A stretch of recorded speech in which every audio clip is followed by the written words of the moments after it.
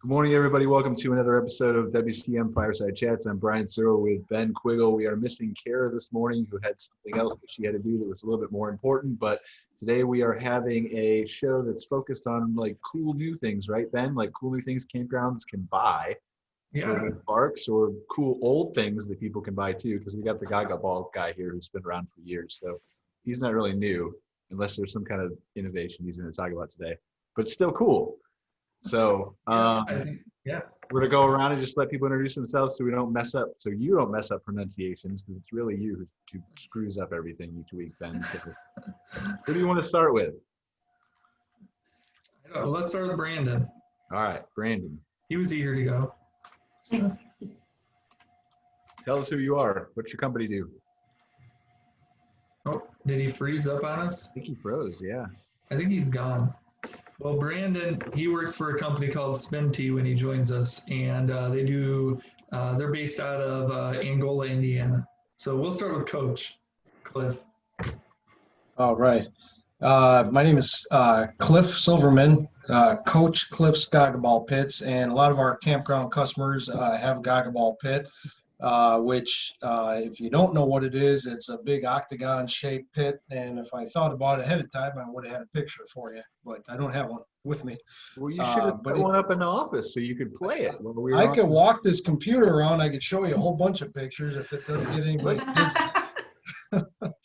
But it's a great campground game because it engages people that don't necessarily need to know each other. They don't have to all be the same age. It could be a mix of any age, any athletic ability, and everybody just jumps into the Gaga Ball Pit, and you've got one ball, and you're trying to hit the ball to get other people in the leg to get them out. So it's a game of elimination. And any athletic ability, even Quiggle can play? Even Quiggle, well, he could even beat a guy like you, believe it or not. So it's pretty level playing field. Ben, you take a lot of abuse in these He cities. really does. But believe it or not, this is what Quiggle and I do regularly. So. Oh, okay, good. The problem is that like I invite Quiggle to do it back to me, and he just can't come up with things quick enough. Well, I could help him. Go ahead, that's fine. Let's all right, do it. Ben, you and I will get together. And okay. Start working on something. Believe it or not, Brian, I'm actually pretty good at Gaga Ball. So I'm terrible at Gaga Ball, so I beat my sons all the time. So Phil, I guess you're next. Just tell us a little bit about yourself and what your company does. Yeah, hi, Phil Smithers. You can tell by the accent maybe that originally not from here, but I've been here 30 years now, so I do have a couple of passports to go with it. Freestyle Slides, we're the originators of these humongous big resort slides that we place all around the world, very global. We also have a we have a third string, but the second string mainly are super yachts. We do the inflatable systems for all the big super yachts around the world, slides, docking systems, you name it. Freestyle's made its niche by being completely custom. So we're our in-house design team, and although we've got a brochure, absolutely, we're not stuck to the brochure. If you've got an idea, you think it'll work inflatable-wise, we'll design it and try and build it for you. I've got all kinds of ideas, Phil. We'll talk about those later in the show. Okay. Let's go to Courtney real quick. Hi, I'm Courtney Childress. I'm based out of Texas, and I'm with Kangaroo Jumper. We recently purchased Kangaroo Jumper from, I'm sure a lot of people know, his name was Gary Wakerly. We purchased it about 2 years ago. Gary was actually the owner of the old Kangaroo Jumper, and we were his manufacturer for about 14 to 15 years. So now, since we purchased it about 2 years ago, almost 3, now not only do we sell them, but we manufacture them. And just like Phil, we can also customize the jumpers as well. We've made everything from just the regular jumpers all the way to circle jumpers, to look like bubbles. Whatever the customer wants, we can do it. Manufactured right here out of Texas as well. Next time, Ben, like this would have been so much better if she would have been like on the jumper. Phil could have been like going down a water slide or something. I mean, It definitely would have for sold sure. the products better. I mean, I think so. Yeah, I have some located here in Texas, not too far from me. I've got two or three, a couple actually, that are within 20 minutes of me that they love us coming down there. We've got a really good one over there at Burgers Lake in Fort Worth, Texas. Curtis is one of my favorite customers. His is a lot of fun. He's got it on a concrete pad. So not only can we do these on regular dirt, just ground, we can also place these on concrete slabs too. Yeah, and Let me come jump anytime. I think what's interesting about all of your products, all three of you guys, is they're all like a very like, these are products that are going to get people physically active. And I think we've seen over the last few years how more and more park owners are going for that. People are looking for, things to do that are physically active. And I mean, kids obviously always have a ton of energy, I guess. Is that what you guys are noticing too, that, that's what the park owners are looking for? Oh, yeah. Yeah, mine too. Get them off Yeah, the cell sure. phones and move it. Yeah. The, We've gotten really busy with farms here lately. And with the farms, like they've said, the jumper is a very big, if a farm an hour away has a jumper and they don't, people will travel an hour away just to go jump on the jumper. It's just more activities to get them tired. I'm a mom of 3.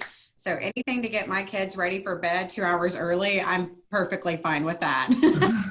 So wear them out. Yeah, that's a good point. We have a big slide. We have several here on this coast, but the big one we have at the Tradewinds Hotel. Like Courtney said, people actually, they'll book into that hotel in preference to anybody else because of the slide. But when people come on vacation, they love the kids. Courtney, I'm sure you love your children. However, they want them to go to sleep at night. So after spending half a day on the slide, they sleep. So Good. everybody's happy, and the Tradewinds are happy, the hotel, and the clients are happy, and they use it as a real revenue earner for them. The ROI is pretty wild. Yeah, I mean, Cliff, your product really gets people moving. I mean, you're bending down and everything. Ben, while you talk to Coach and all these other people, why don't you pull up some of their websites and screen share it so we have at least some visuals of what their products are, right? Can we do that? Maybe. I never talk knew. over it, we'll just put it in the corner, right? But I think it would be cool to see some visuals of the stuff. I never knew what Gaga Ball was, and I will tell you what, I've been on a couple of installs just to go and meet my customers and since now not only are we manufacturing them, we're selling them as well, just to see everything. And literally every campground that I've been going to, everybody has Gaga Ball. Everybody. It's something that you'll see the campers will get up in the morning. It ends up being really their hangout area, and they're playing. And then they'll drift off and go swimming, go jumping, doing all the different things that they'll do at a campground. But they always come back to the Gaga Ball Pit. And I've had campground owners say after 10 o'clock, some of them had to turn off the lights or take away the ball. And they get so hooked on it. Sometimes they'll be in there playing with a crumpled up piece of paper, but they're getting activity, movement, sweating, working out. Even if they're not trying too hard, they end up getting a lot of movement. So that's what's so nice about it. And talking about getting off the electronics all day long, that's another good way of doing it. All right, so I have a question for Coach first, because incidentally, here we go. So Ben's got his website pulled up. But so I have a question, Coach, is how come you've never expanded upon the Gaga Ball Pit? What can we have a Gaga Ball Pit maze, where kids go in one side and they have to play 6 games before they can escape? There's actually, I haven't done an escape room Gaga Ball Pit, but a lot of times they get in there and they never leave anyway. But we have expanded on, there's people who have made swimming pools out of them. We make horseshoe pits, garden bracket sets, so if you want to build a garden bed, so there's variations that we've made, but when it concerns Gaga Ball, some of the biggest innovations have been our portability systems, because not every Gaga Ball pit is going to be sitting outdoors permanent. You know, we get a lot of customers that they need to set it up, use it for the day, and take it down and move it around. Like that picture that you're pointing on, that's a picture of one of our portability systems. So it makes it so instead of trying to take something apart, you know, and taking you a half hour, 2 hours or something, that can be taken apart in about 3 or 4 minutes by one person and moved, rolled on a cart, and then set up. But the important part of it being not only portable is its durability. You know, you got kids bouncing against the wall, hopping over it, leaning against it. So you definitely want something that's going to be solid. So there's a lot of things that go into Gaga Ball pits, but also accessories and safety features and game, the game rules itself. Not only did I, you know, manufacture these, create them, but I'm also, when it goes back to Coach Cliff, I said I'm not a coach for coaching football or basketball, but coaching of Gaga Ball. When I started this, keep in mind, about 11 years ago, barely anybody knew what Gaga Ball was. So there's a lot of teaching, go to trade shows and things like that, and Boy Scout jamborees and you name it. So there's. I don't know. I can think of all kinds of ways you can innovate this, Coach Cliff. All right. So, I mean, you could make the whole thing like a hoverboard, right? And then they could float it along the campground roads, and maybe like the smoke. What do you call it? What do you call that, Ben? Like the things on the bottom of the hoverboard. I don't know. Like anyway, one goes off and then it just tilts, like at the last minute. So it like throws confusion and chaos into where they think the ball. Yeah, like the thrusters. And if you got too much power, the thruster, they might send those kids up to the moon or something. Some people would be happy about it, but most might not. It could be a penalty box for bully kids who are mean. Yeah, right. Yeah. And he has put them up there in the air, and they can't come down until they agree to be nice. And you have ADA compatible ones too, right, Cliff? Right. Yeah. So a wheelchair can roll, or somebody in a walker can roll, you know, gain access inside. And we do get a lot of customers that put the ADA gate in there because it's all inclusive. You know, you just make some rule changes for those individuals as needed to make a fair, competitive, where you're going to hit the ball or how you're going to hit the ball or something. So, there's a little bit of creativity that goes into it. There it is. Yeah, right there. Yeah. Yep.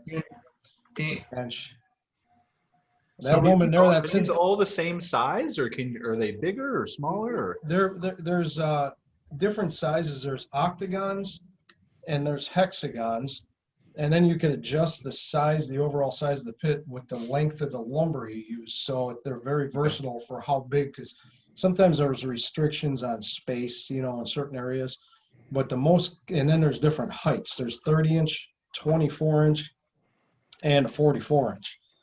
But our most common size for campgrounds is our octagon 30-inch model. That's by far our most, popular kit. The bigger it is, the more people you can put into it, right? Sorry. Right. My dog's not leaving me alone. She's a lap dog, and she just won't let me not pick her up. So, well, she could get in there too. But.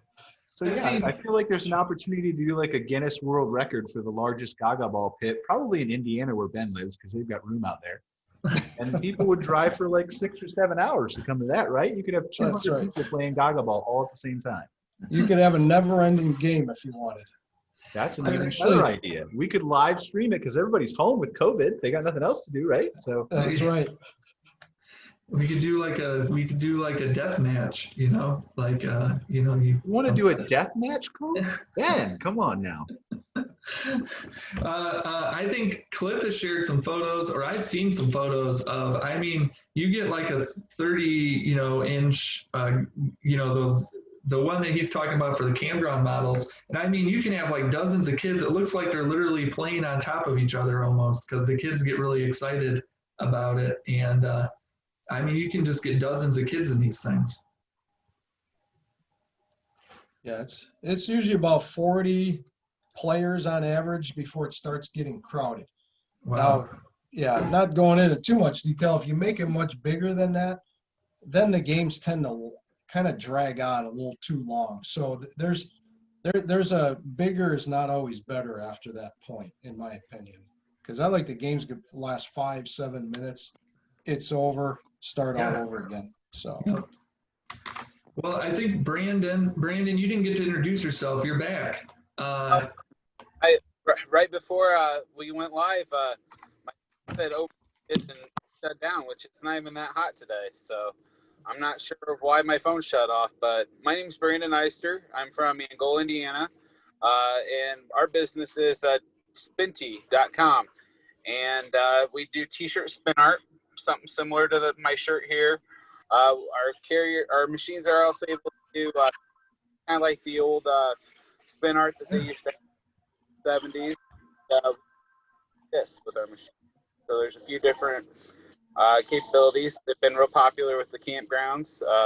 They're a lot cheaper to do than tie-dye, and a lot cleaner than tie-dye. So that's been kind of a good thing for us. A lot of people.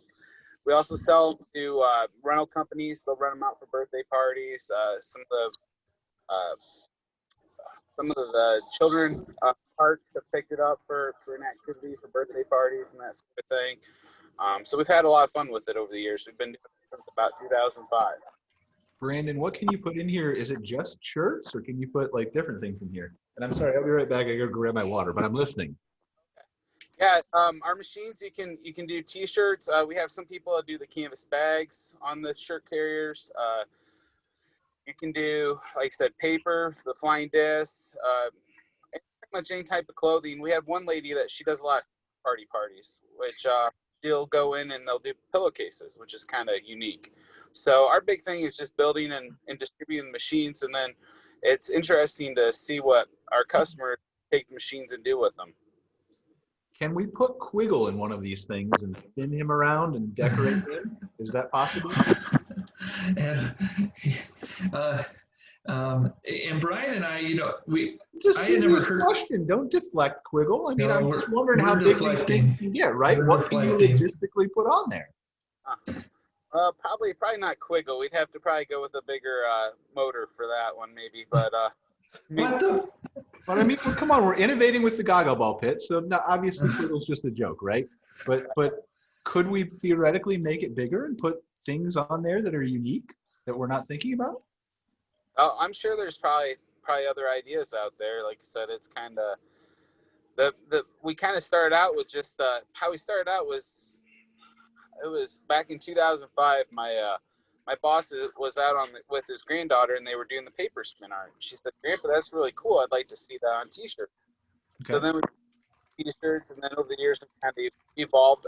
Another thing you can spin on it, just created a record player, a record holder, so you can do vinyl. You can spin a vinyl record and hang it on. Okay. And that turned out to be pretty neat, just kind of so. And that came from one of our customers, like, "Hey, we'd like to be able. We've got all these old vinyl records. We'd like to use them." So, we went to the drawing board and came up with a carrier for that. So all the machines, the carriers are all interchangeable with any of our machines that we built, even from the beginning. Our first machine was about 75 pounds. I think what's really neat about your product too was Brian and I saw it at the Waco show, Wisconsin Campground Owners Association show. In March, right before this COVID stuff really hit. And I thought what was really neat was that you can have this machine and you can put the paint on it, and you would think like the paint would go everywhere, but it stays in the machine. So like, I think there was a picture of that girl there on your homepage working on it. And I mean, it's not messy. So that's kind of neat. No, and like you said, that's kind of the big attraction over the tie-dye, because we have a lot of campgrounds that have done tie-dye for years, and tie-dye is just, it's a mess. It takes forever for it to dry. With these, you're looking at 2 hours for a shirt like this to dry. You can speed that up, obviously, with a hair dryer, or we do sell a commercial dryer if you're in a setting where you're doing street fairs and that sort of thing, and you can dry the shirt as fast as 90 seconds. Wow. Nice. Yeah. Yeah. I mean, and you guys developed the product, and do you guys manufacture it there in Indiana, or where?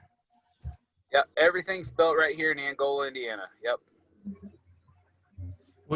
Okay, that's cool. Yeah. I mean, it looks really neat. So, I mean, I wouldn't mind taking a spin on one of those. I mean, it'd be pretty fun, but I don't know. I think it would be too. Like, I mean, can you imagine the kids like getting, I mean, the kid could wear the t-shirt. This is what we need, a model where the kid wears the t-shirt and actually spins around because they got the playground equipment, right? Kids like spinning. And then their t-shirt gets decorated while they're on it. Now, granted, that would not be as neat. You'd have to definitely have like some kind of built-in shower, right, afterward. There Like was a pool shower or something. nearby there were funnel cakes, really decorated. By the time they spun around. Now we've got the wheels turning. We're going to come up with all kinds of things on this show. So Phil, What if they could spin a Gaga ball and design that? You could partner with Coach Cliff. Custom there you go. Gaga There you ball. go. Put it on a big revolving table. I mean, that could really spice up the game. So, That's a good idea too. I wasn't really thinking in that direction. I mean, I was just What thinking if we about, like painting the Gaga ball. Maybe that's what we need to do, flip it upside down. Maybe that would be a thruster to make something float. Looks like put a propeller on it. We got some really good innovation going here, Quiggle. Yeah, what kind of motor is on that? The motor spins about, I think it's around 1,600 RPMs. It's a real small motor that we found that works on the application real well. It's very similar to what you find in like a car window motor, to lower a car window. So what you're saying is there's a lot of room to go up. We've There- seen like Elon Musk launching rockets, and so we know how big those engines are. I mean, they're quite a bit expensive. It can go as high as the extension cords allow it. Well, I mean, maybe even further. Apple's got wireless power now, so. So I guess, sorry. I guess Phil, wanted to talk a little bit about your slides so you sell inflatable large like slides for like, I know a lot of the pictures like here, we'll pull up your website. Oh, wow. You got a Oh, huge, that's awesome. I want one of those right now. Oh, man. you got one coming off a large sailboat here. I mean, they're just pretty incredible. And I know you mentioned you have a Guinness World Record, or you attempted one, right, Phil?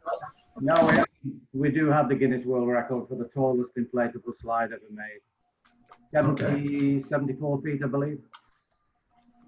Okay. So here's All my right. first question, Phil, and I want to give you some chance to talk about this, but I'm looking at this picture on your front website here that Quiggle's showing of the one coming off the boat.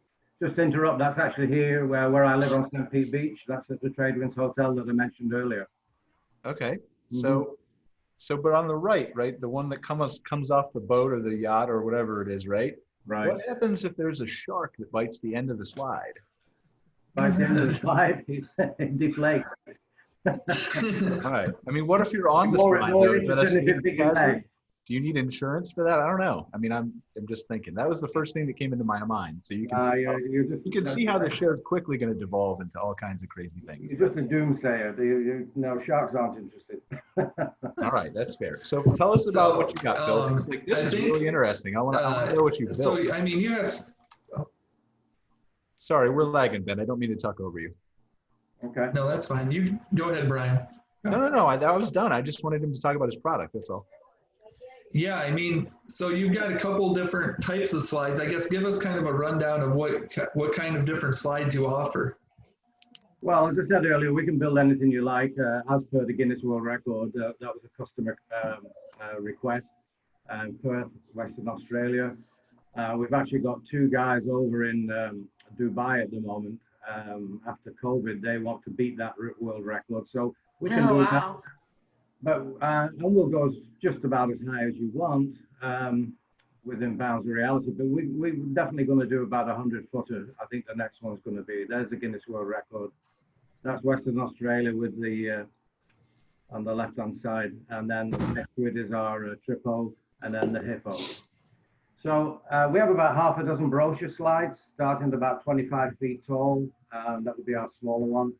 And then we go 35 feet for the hippo and the tripod, and then we do the XLs, which are 50 feet in height.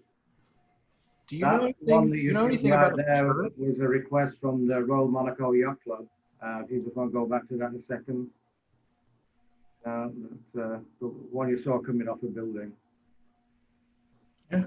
That was a 50-footer that the Royal Monaco Yacht Club wanted specifically for 3 events a year. So the flexibility of the inflatable means they can put it up, they can take it down and store it till the next time.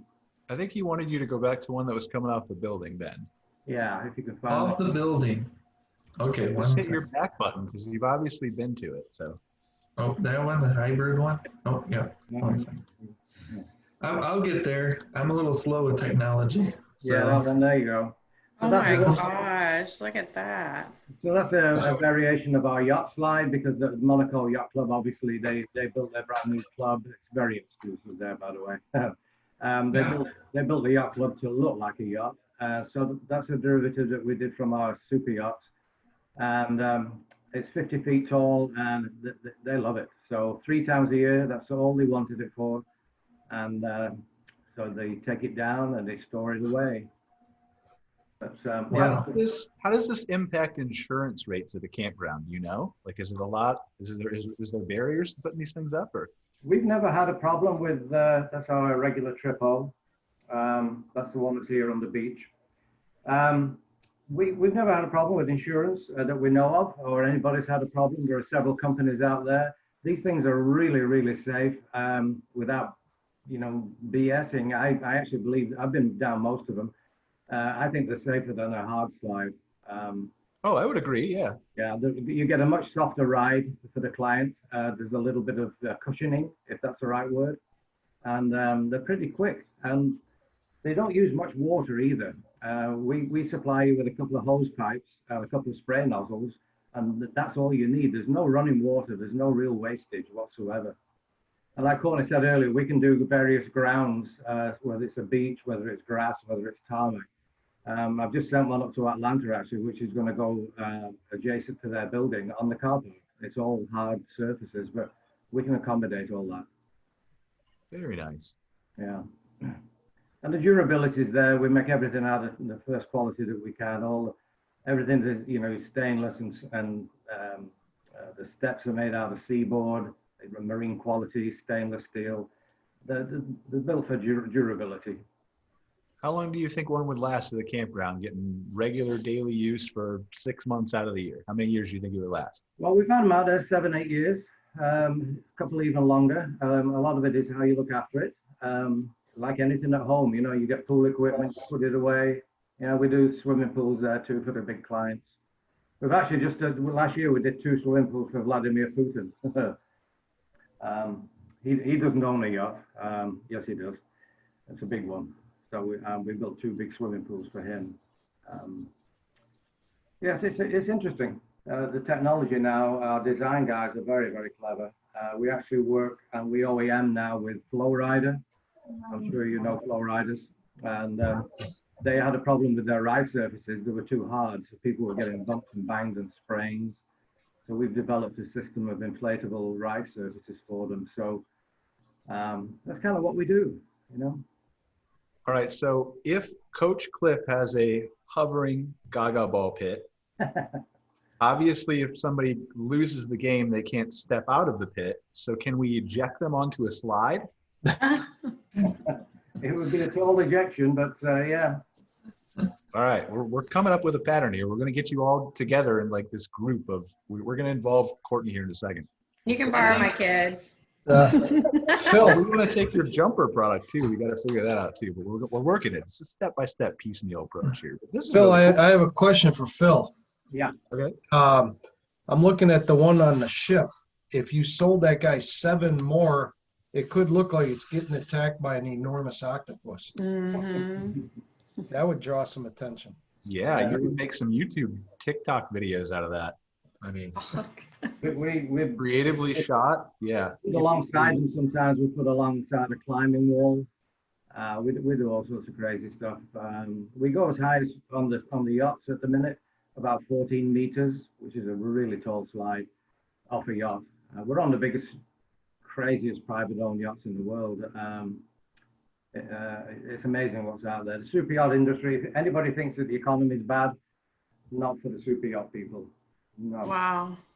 They are building, they're launching in 1 week at the moment, super yachts. It's crazy around the world.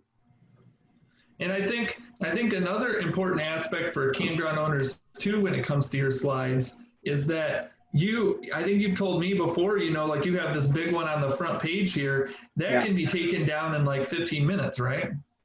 Well, deflation wise, yeah. I mean, to remove it takes a little bit longer, and you've got to have a team of guys. It's a lot of equipment. It's a lot of weight. Yeah. But where we live, and I'm sure Texas is the same. You get these big fronts coming through, and you can see them a mile away on the horizon. So we use for the yachts, we actually use sealed air, but for our landslides, we use continual air. So that big slide you're looking at on the left, that one runs on 3 blowers. That's all. And it will go up in 15, 17 minutes from when you plug the blowers in, and it'll come down in the same time. So if you see a front coming through, stop the people going up the staircase. By the time they get down, you pull the wire, the plugs, and the side slide, it just gently sits down. It's quite amazing to watch. And then the front goes through, 15 minutes later, you're up and running again. Blow it back up. Very nice. And that slide, I talked about durability. The last big hurricane that we had, it was the whole width of Florida, went from the bottom, from the Keys all the way up. Mandatory by St. Pete Beach, everything, the cabanas, everything has to come off. When the hurricanes come in, the beach gets cleared.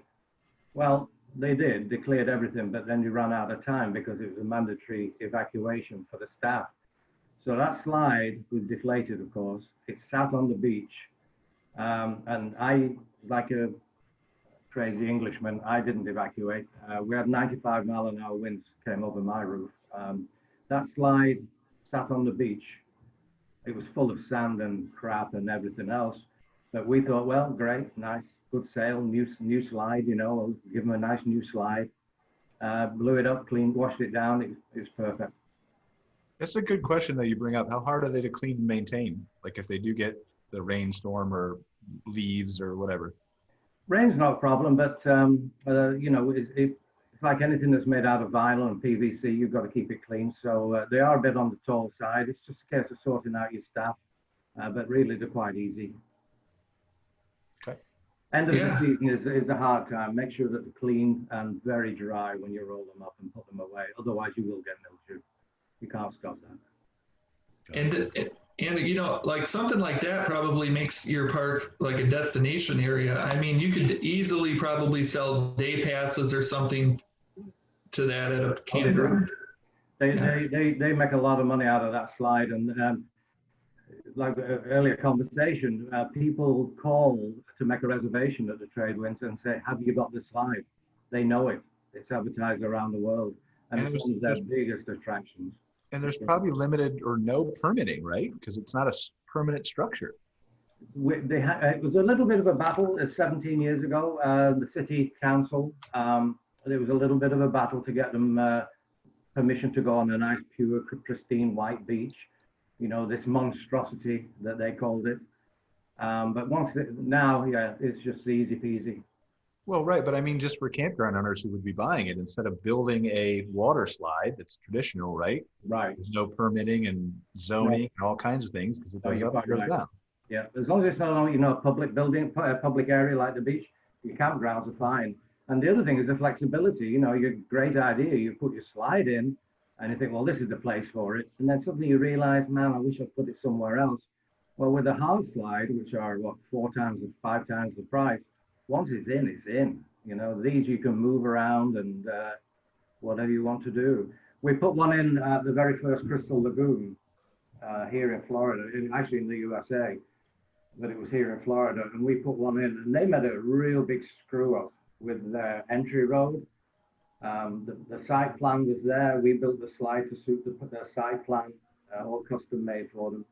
And then the entry road was 30 feet wrong, and it took away most of our landing bed area, where you can see on that one, the long middle bit. It took about 30 feet of that away. Well, then it's not really good, but we redesigned it, and it saved them a fortune. We redesigned it so it exited straight into the lagoon. So flexibility is a big thing with these slides. The downside for a lot of people is the footprint. Okay. You've got to have the space. Yeah. All right. Well, I would definitely want to try it. That looks like fun. I mean, They are fun. With no sales pitch involved at all, they are fun, I will tell you. Yes, for sure. well, I guess Courtney, we'll get to you, Kangaroo Jumper here. Jumping pillows aren't necessarily new to the campground or RV park sectors, but you're kind of new. Your company's kind of new. I mean, you kind of took over a brand that maybe was familiar, but it's under new ownership, right? Correct. Yeah. Okay. And I think you were telling me you guys came out with like so you guys have like an anti-micro, man, I can never say that. Antimicrobial. Cleaner. Yeah, so our material, that you can see right here, this is my no sand option, and you'll have to bear with me on our website. This is just kind of like a starter website, so we don't have a lot of information on there. But this sand option, this is actually located out of Jellystone, Cozy Rest, Pennsylvania. They tired of the sand. So we came up with the no sand option, which these are mats that are all the way around it. To where they don't have to deal with the sand, tracking it inside the RVs or the pools or whatever. So they just have mats there. But our antimicrobial, what we did was with our material, the antimicrobial, it's antimicrobial, antifungal, and the UV, it's actually infused into the material. Okay. It's in our elite material. Okay. Yeah. So go ahead, Ben.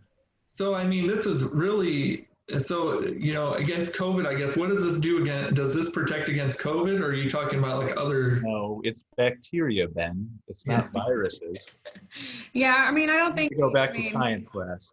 We definitely can't say that it's going to keep that away, but all it does is it just adds an extra layer of protection. I mean, the UV itself in most of these places, the UV will kill the bacteria, majority of it anyways, but this is just an extra layer of protection, which is nice, I guess, with everything that's going on in this world to be able to say. Sure, yeah, good marketing, if nothing else. Mm-hmm.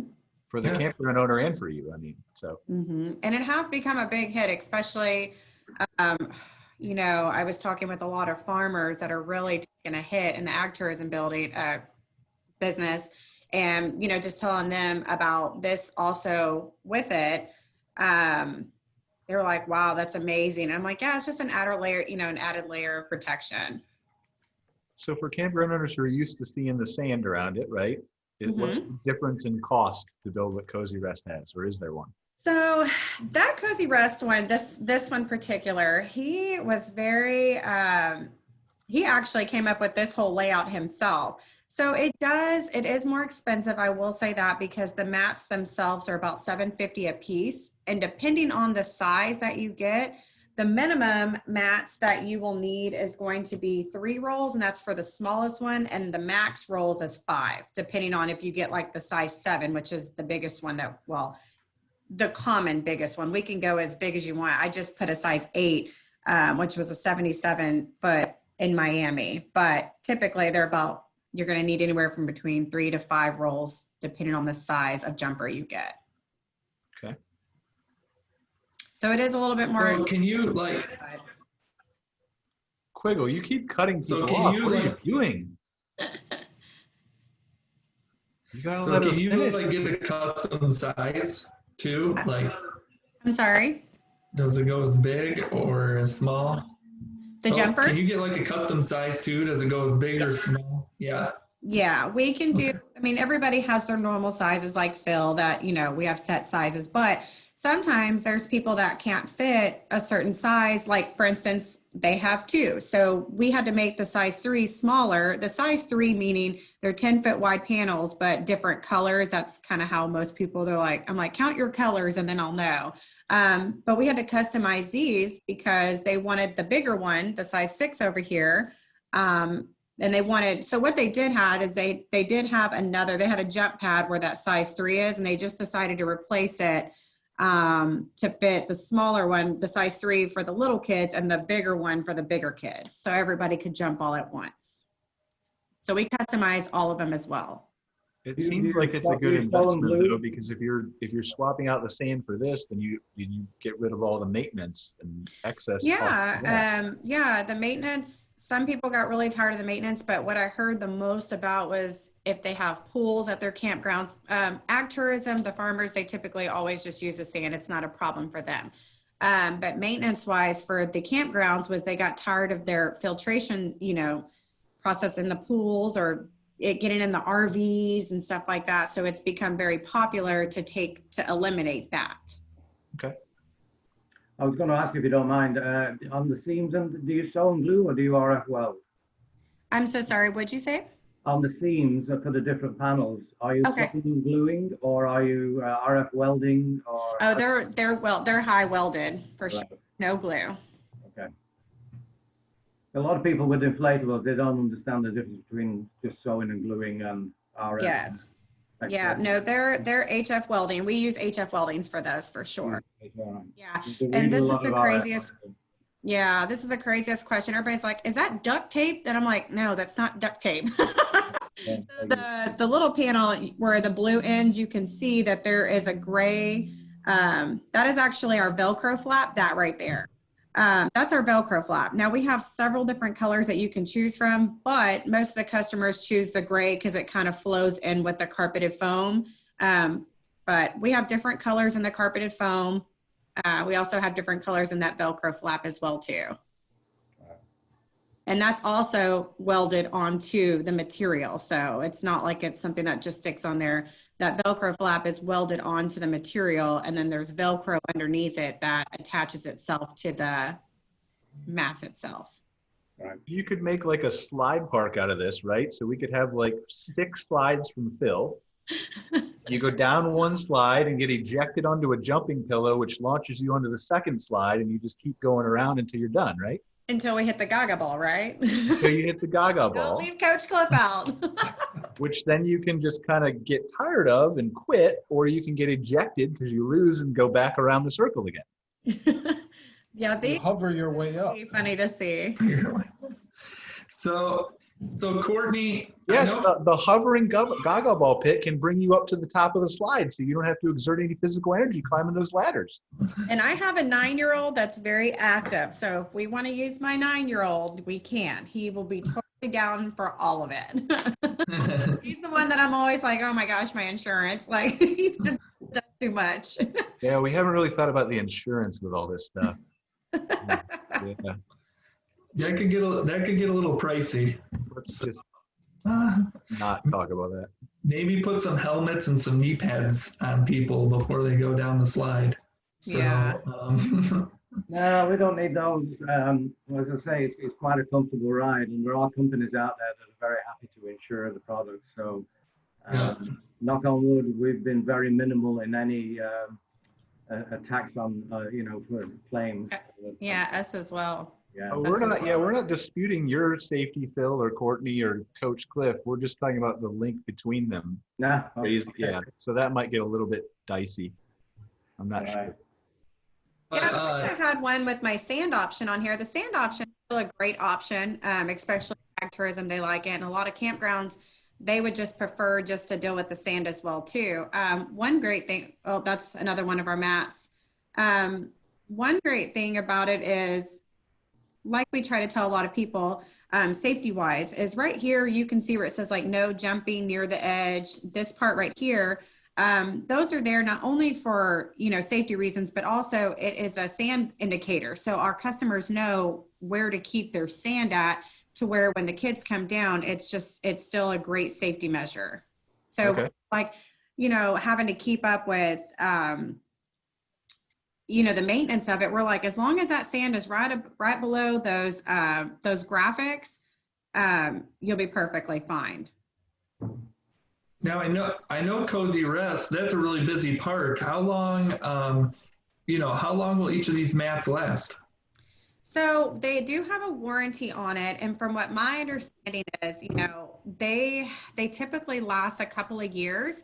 Now I do have some people that like to detach it during their off seasons, like when they know, like, in Pennsylvania they get a bunch of snow or whatever. They detach them and they just roll them up and then they store them. But in my honest opinion, these mats are like gym mats, like you would use at a gymnastic place. They're really sturdy, really great. But again, and they don't hold water.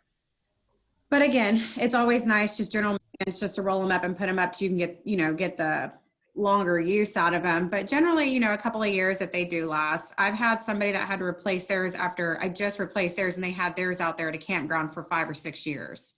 Yeah. Now, do you make the mats or do you buy the mats from a third-party company? We buy our mats from a third party. Okay. I was just going to suggest that might be something that they could use around Gaga Ball Pits for safety, or around like maybe not fill slides, but different amenities at the campground to soften the experience for people. But yeah, they're good mats, that's for sure. And again, you can kind of see where on this mat he bought a bunch of mats. It's amazing to work with. But they're Velcro, so basically when they come, you can, we cut it to fit around it, but then you use Velcro to attach the other mats together to where that they don't slip and slide and move. But he also did something great where he butted it up to the fence to where for sure it was going to stay in place. okay. Now I know with Courtney and Phil, with both of your products, I imagine, when we talk about these mats or like the surfaces of the slides, it really just depends. The longevity too is going to be increased by when the campground owners make sure they follow the rules, right? Like you don't want, like, I think on these jumping pillows, you say no footwear. And, obviously the better they treat them, the longer they're going to last, right? Mm-hmm. Yeah, we offer covers, to cover during your off season. Obviously you can leave them out if you'd like, but any general maintenance with cleaning them, keeping them covered, just to keep them protected, will prolong the life of your jumper for sure. Do you have any covers, Phil, that y'all use? Oh, you just roll those up and put them away. Well, yeah, down here they stay out all year, but we've got a lot up there in the north and Michigan areas, and at the end of the season, they carefully clean them, wipe them down. As I said earlier, make sure they're very dry, please. And then just roll them up. You need a team. They're not the lightest but we build them, as I said, for durability. So, yeah, and then put them in the storage area. Yeah, so no covers. No, it would be a logistical nightmare to put a cover on one. Yeah. How many people do you think you need, Phil, just to give campground owners an idea? For something like the Hippo, which is been our mainstay for many years, we've actually just redesigned the Hippo into a 4-lane Hippo now. And that is actually here on St. Pete Beach now. It replaced the Trippo, so it's a 4-lane Hippo. I would say the team, 6, maybe 7 physically able guys. And then what we do in our price, there are no extras. We send everything that you need with the slide, including on our big ones, 35 feet and up. We actually send one of our techs to oversee the install. So that's all included in our pricing. We want it to go up in the right way, because the slide body attaches to the legs, and then you've got the staircase, etc. If you attach it in the wrong way and put the blowers on, you'll rip it to shreds. So we go through the install with you, we train the staff, and that's all inclusive. So we know we're not the cheapest on the block, but we're right there with you. We are the service orientated. We back it up for as long as you own the slide, And there's one thing that we're talking about, and not the cheapest on the block, but I thought I'd mention this, and maybe Courtney might have an input too. Copycats. I can tell you a very quick story from last year, where a German came over a couple, 3 years ago. He bought a second-hand unit in Germany, put it on the beach, did really well with it. It was one of ours, but it was old. So he said, time to replace it. The business is going well. And he bought a copycat. It didn't last 2 months. He lost his money, couldn't get a response from the factory. He lost his season. He lost everything. So then he came over here on vacation to see us, and we sold him a new one, and he's as happy as Larry. But the point of that is that these copycats, they even steal our photographs off the website. Yeah, us too. You know, it's a bad thing, and we tell everybody our prices. We'll talk to you about pricing. We'll maybe adjust it a little bit for you. We're not going to talk to you about quality. That's a standard that we work to. But it's a buyer beware situation. If you want to save a lot of money, but also waste a lot of money, have at it. The same thing happened to us as well. I will say this though, one great thing that did come about it was somebody in China, I guess, had some of our products that they were selling. They even used our name. They, you know, obviously they put kangaroo jumper. Ours is kangaroo jumper, so they just put kangaroo jumper. But I got the coolest phone call. I don't know if it's the coolest, because, you know, but to me it was. But Kanye West and Kim Kardashian found some of our jumpers from a China-based company, but obviously once they found out it was from China, they decided they did not want to use them. So they Googled kangaroo jumper, and I got the phone call that wanting to purchase some of our jumpers to put at his Wyoming ranch, their Calabasas home, and stuff of that nature. So it is not fun having to get somebody trying to act like us, because we do get people that have called mad because they bought a China-based material thinking that it was us, and it's not us. But sometimes I do get cool little phone calls when people know, okay, it's a China-based material. Obviously, this is not, you know, what I'm looking for. Well, we actually just you know, make sure everybody knows, we actually do manufacture in China. It's the only factory. And this is for our super yachts too. There, we mentioned RF welding earlier. There's a lot goes into the design of these slides. It's not just an empty bag of wind, you know. And ours too. I've seen copycats with 10 blowers where we use 2. It's the interior sections that nobody knows about. But our factory is very specific, 17 years, and you know, we know the China stories, and we know the copycat guys. It's like whack-a-mole. You knock one down, they just change the name slightly. No, they do, yeah. But we're right there with you. Yes, we may not be the cheapest, but we stand behind our product. We manufacture it here. The manufacturer is 40 feet from my desk, which is amazing. I can go out there and check on everything. Yeah.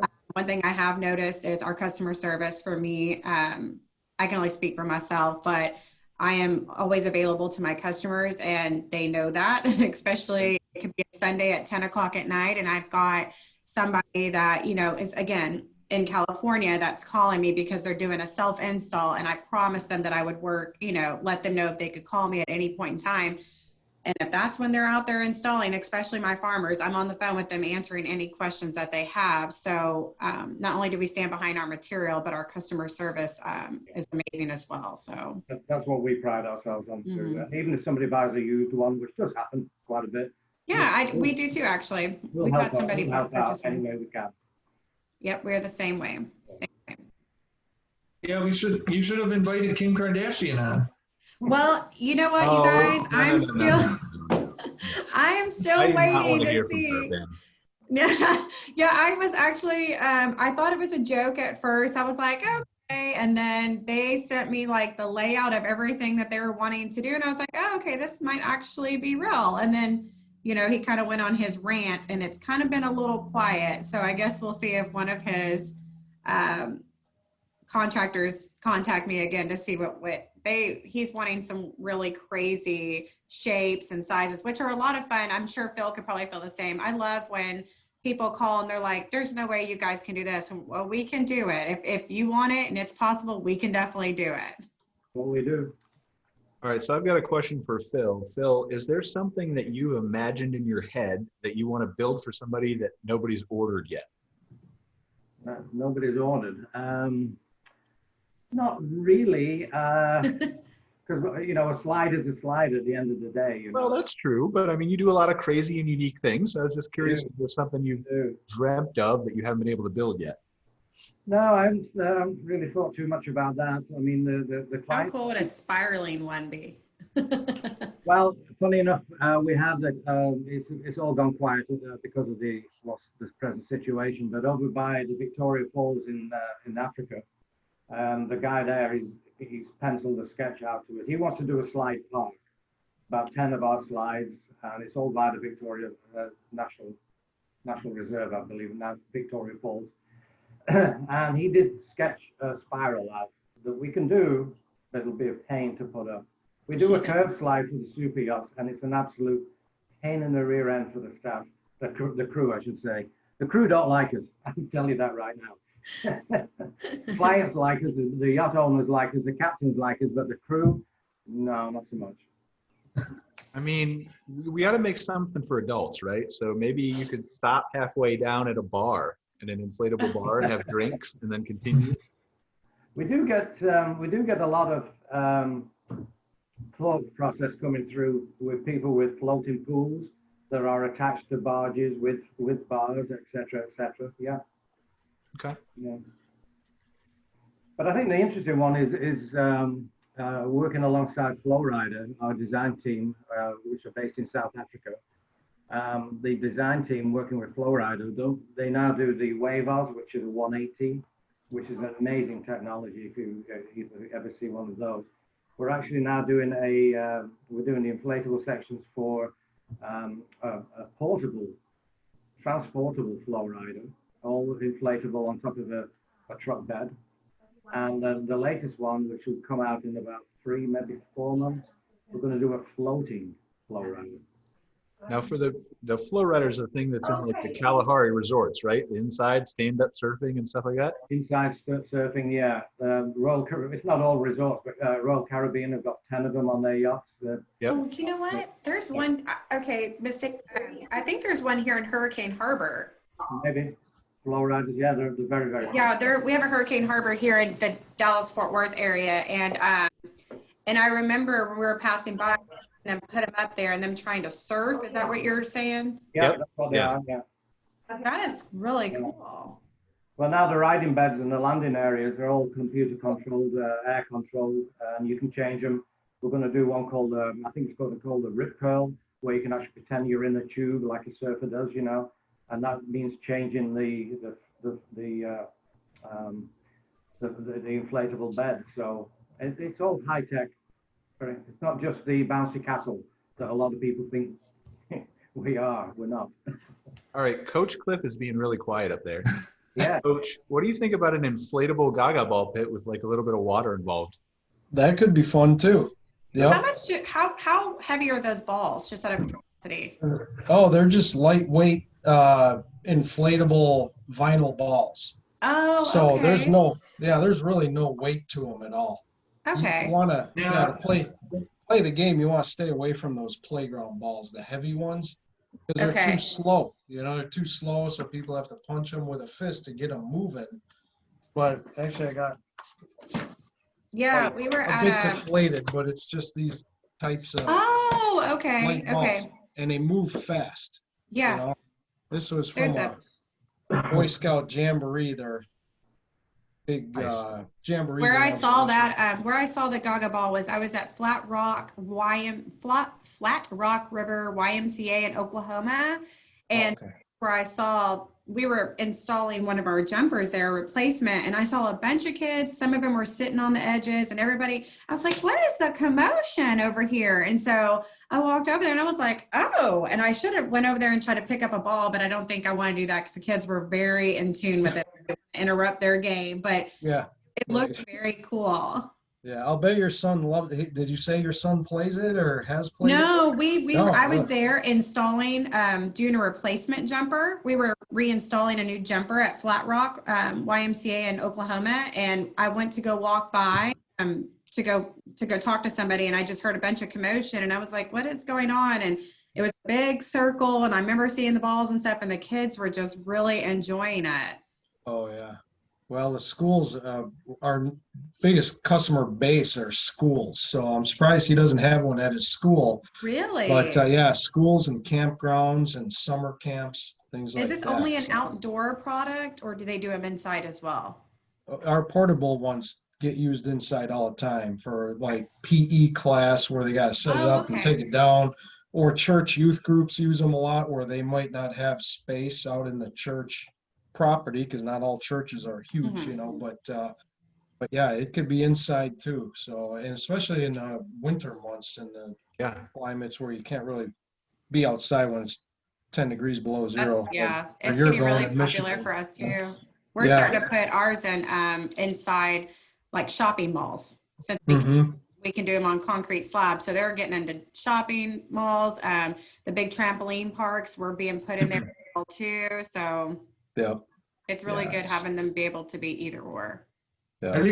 I think you could put water in the middle of the Gaga Ball Pit and turn it into ice in the middle of winter and have like an ice Ice Gaga skating, Ball. Gaga Ball. Definitely I've- an insurance hazard, I think. So I've got a new customer that they do lumberjack shows all around the country, and they set up within that show. They set up a swimming pool, and they do log rolling demonstrations.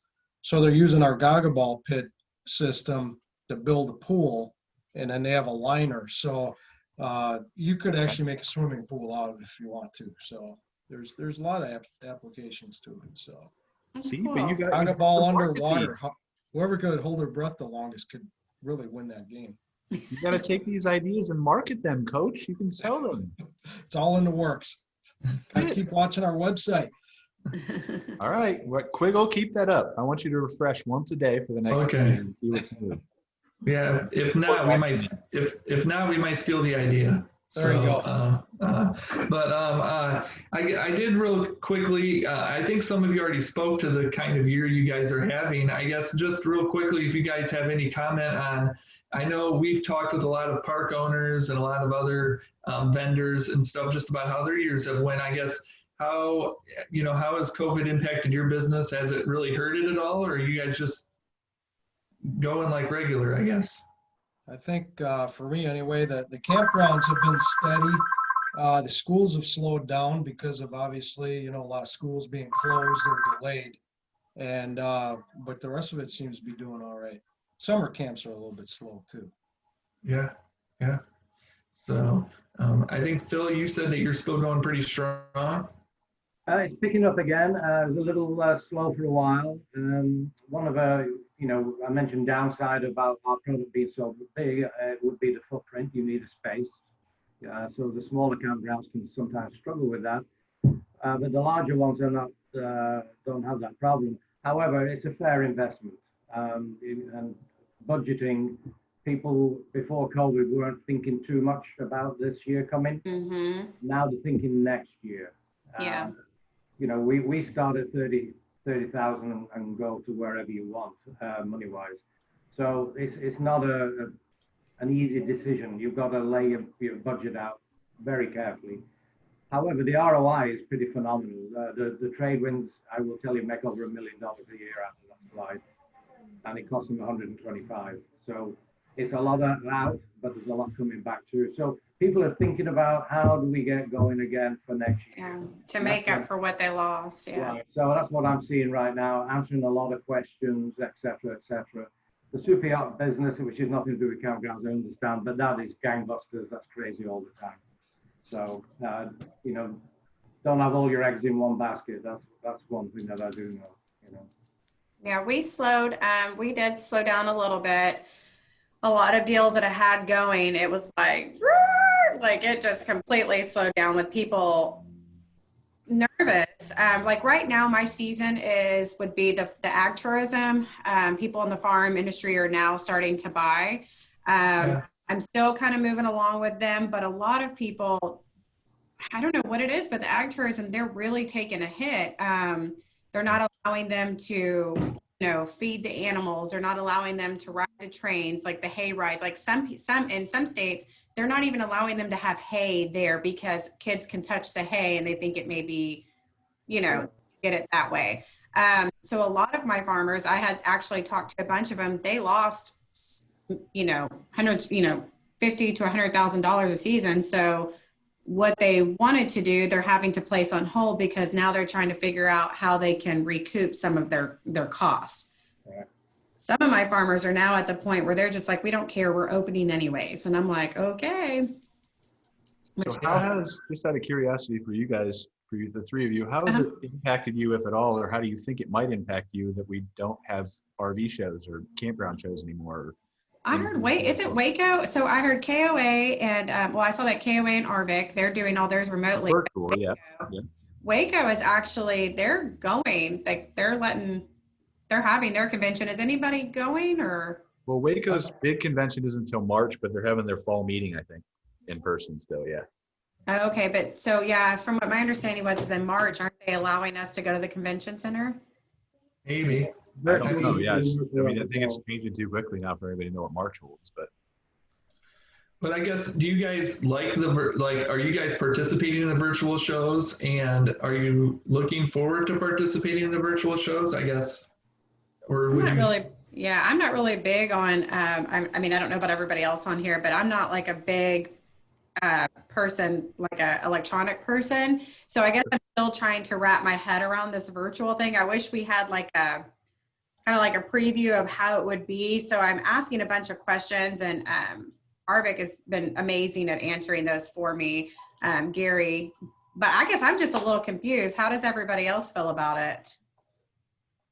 It doesn't work for us really. We had a little example with the West Palm Boat Show last year. They went virtual at the last minute, and really it was just like clicking onto a website. Didn't really work for us whatsoever. So our product, we need to talk to people, explain lots of things and answer lots of questions. Sort of talk you into, explain the ROI and how good it is and why you should have it, why it drags people into your park. So virtual, no, not really for us. So I think there's go ahead, Coach, explain yours and I'll do my thought. Oh, I was just going to say, I've been invited to some of them, but they haven't begun yet. So I haven't been involved in a virtual show yet to have the experience to know that this has been good or bad, or I don't know how many campground owners are going to take the time to sit at a computer and do that. Yeah. So I don't know. I'm kind of waiting to see. I know the Arvik is going that route too. Yep. And I've been meaning to read through some of that information, but I haven't read through it all yet. So. And Coach, Cliff, you normally have, I think the one year, I don't know if last year you had a whole setup, but you'll normally have like a whole setup, right? Like a whole Gaga Ball Pit. And it's part of the experience for you just being able to show people the actual products in person. Yeah, that's a big part of it. Now, some of these shows that the last couple of years I haven't set up as many times as I used to, because years ago when nobody knew what it was always nice to get 4, 5, 6 people in there. Come on, let's show you, play the game, experience it. The awareness is so much higher than it used to be. So if we travel with an RV to the trade shows most of the time, so it gets a little more cumbersome. But if it's a new market or new industry, I'll set it up every time. So, but yeah, it is easier still to show that the hardware, like both of your jumping products obviously sound like high quality, made to last. And that's how our products are too. They're made to last. So it's kind of like, you've got to see them to understand, the pricing, I think, is very affordable. It's not crazy out of line pricing by any means. And then to show the actual product, say this is what you get, it's usually a no-brainer for most people to say, yeah, I'll do that instead of building this with door hinges or whatever it might be. But that will definitely lose that opportunity with the Zoom. To your point, I have a quick question. Go ahead, Courtney. Oh, I'm so sorry, Brian. No, go ahead. So obviously Gaga and Freestyle, you guys have been around years, right? Yep. 17, yeah. You guys have gone to all of the shows. See, for us, we recently just purchased this, and I've only been able to go to 1 or 2 shows. And from what my understanding is you definitely want to keep your name out there. And I guess that's why I was leaning more towards the virtual, because I want everybody to, hey, meet the new owners. This is who we are. We're here. We're still in the game, that type of thing. So we're not as noticeable as you guys. I guess that's what makes me nervous not attending is they say you want to be in it 3 or 4 years so people know that you're still around. Well, this would be our second or our third year being able to attend. And unlike Gaga and you guys, or Gaga and Freestyle, Well, so that was my part of my reason for asking you, Courtney, and to Coach's point and to Phil's point about the failed virtual show that he went to, right? I think there's different ways that you can do this, right? So you can have the Zoom meeting, or you can just have the web page like Phil was setting up. Those aren't really going to work for vendors. They're not going to work for me. I own my own company too, because obviously I can't be in person. I can't do the handshake and eye contact right now, but I need the next best thing. And I haven't seen anything like that from virtual yet. But I feel like there are ways to do it, and there maybe can be benefits to it. I mean, imagine, Phil, if you could have a live video as part of your virtual show where you could actually show someone what riding a slide's like. That's really not possible to set up one inside an indoor place. And so I think it's all like web pages, no, absolutely not. But if you can figure out a way to innovate and to bring that as close to an in-person experience as possible, then I think there can still be benefits to it. If the technology was there, and that would be an option for sure.